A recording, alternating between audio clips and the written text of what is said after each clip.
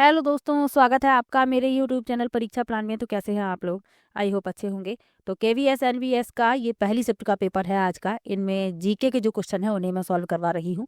हिंदी और इंग्लिश के मैंने सॉल्व करवा दिए हैं। 5 मिनट का वीडियो है, बहुत ही जल्दी जल्दी मैंने उन क्वेश्चन को सॉल्व करवा दिया है हिंदी और इंग्लिश के। तो आप लोग वो वीडियो देख सकते हैं। ये जीके के क्वेश्चन है और जिनका कल पेपर है वो जीके के क्वेश्चन ये वाले जरूर पढ़ के जाएं। तो चलिए देखते हैं। पहला प्रश्न दिया गया है, गांधी इरविन समझौता के फलस्वरूप क्या हुआ? तो गांधी इरविन समझौता के फलस्वरूप महात्मा गांधी ने द्वितीय गोलमेज सम्मेलन में हिस्सा लिया। तीसरा विकल्प सही है। सौर मंडल का एकमात्र ग्रह निम्नलिखित में से कौन सा है जिसके नाम की व्युत्पत्ति ग्रीक यानी रोमन पौराणिक कथा से नहीं हुई? तो वह है पृथ्वी। चौथा विकल्प इसमें सही है। अगला प्रश्न है, अगस्त 2025 में भारतीय विशिष्ट पहचान प्राधिकरण के आधार के विशिष्ट पहचान प्राधिकरण ने आधार के कामकाज को सुदृढ़ करने के लिए निम्नलिखित में से किस संस्था के साथ 5 वर्षीय अनुसंधान और विकास करार पर हस्ताक्षर किए हैं?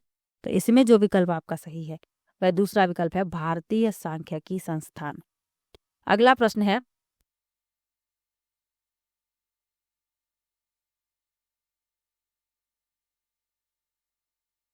71वां राष्ट्रीय फिल्म पुरस्कार 2023 जिसकी घोषणा अगस्त 2025 में हुई, उसमें एबीजीसी यानी animation, visual effects, gaming and comic श्रेणी में निम्नलिखित में से किस फिल्म को स्वर्ण कमल पुरस्कार प्राप्त हुआ?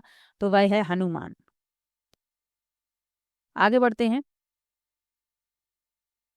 अगला प्रश्न है, ब्राइट स्टार अभ्यास के बारे में निम्नलिखित कथनों पर विचार कीजिए। पहला है, यह ब्राजील द्वारा आयोजित भारतीय सशस्त्र बल और ब्राजील के मध्य किया जाने वाला द्विपक्षीय अभ्यास है। और दूसरा है, ब्राइट स्टार 2025 का आयोजन 28 अगस्त से 10 सितंबर 2025 तक हुआ। तो इसमें केवल बी सही है। तीसरा विकल्प इसमें आपका सही हो जाएगा। निम्नलिखित में से किस एशियाई देश के राष्ट्र ध्वज में श्वेत पृष्ठभूमि पर दीर्घाकार लाल वृत्त है जो सूर्य का संकेतक है? तो ये ध्वज है, राष्ट्र ध्वज है जापान का। अगला प्रश्न है, 29 यूरोपीय देशों को समृद्ध करने वाला मुक्त सीमावर्ती क्षेत्र कहलाता है? तो शेंगेन कहलाता है। शेंगेन दूसरा विकल्प इसमें आपका सही हो जाएगा। चलिए आगे बढ़ते हैं।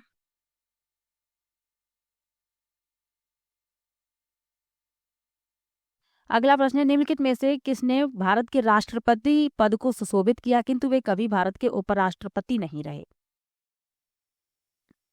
तो इसमें जो विकल्प आपका सही है तीसरा विकल्प है, फखरुद्दीन अली अहमद। अगला प्रश्न है, यूनेस्को की विश्व धरोहर सूची में भीमबेटका का शैलाश्रय उत्कीर्णित है, यह किस श्रेणी में सम्मिलित है? तो यह सम्मिलित है सांस्कृतिक श्रेणी में।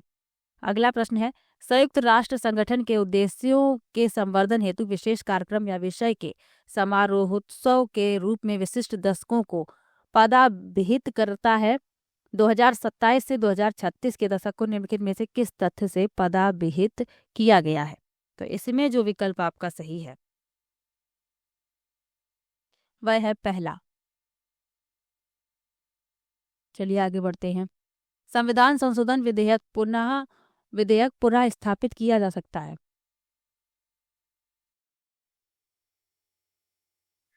तो इसमें आपका चौथा विकल्प सही है, बिना किसी पूर्वानुमोदन के संसदों की दोनों सभाओं में।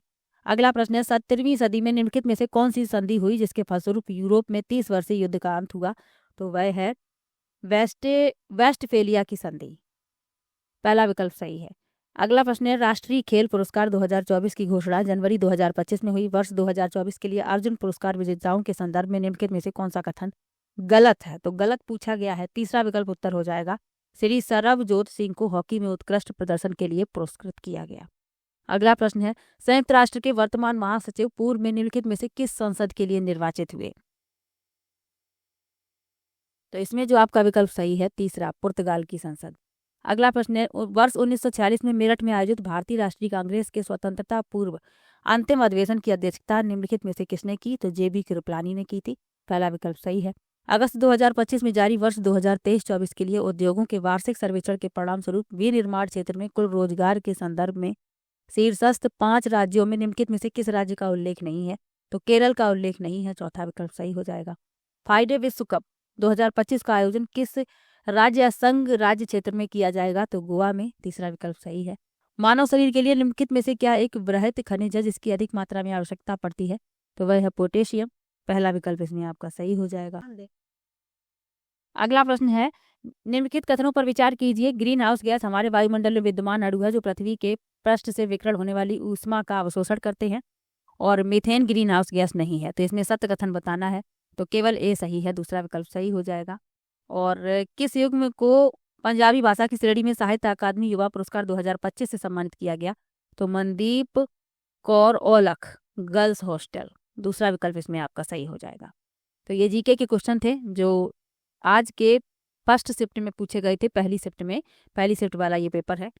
तो आप लोगों के कितने प्रश्न सही हुए कमेंट बॉक्स में जरूर बताइएगा, और जिसका भी कल पेपर है तो ये वाले क्वेश्चन जरूर पढ़ के जाइएगा। हिंदी और इंग्लिश के भी मैंने सॉल्व करवा दिए हैं, तो आप लोग वो वीडियो भी देख सकते हैं।